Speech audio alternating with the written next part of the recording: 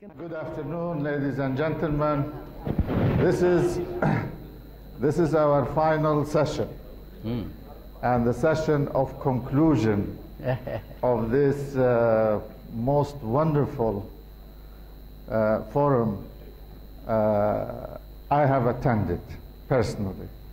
And I have attended many such international forums, but believe me, this one has a local taste.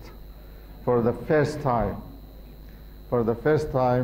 we Kurds or Iraqis are inviting others to our homeland to speak about Iraqi regional, international politics.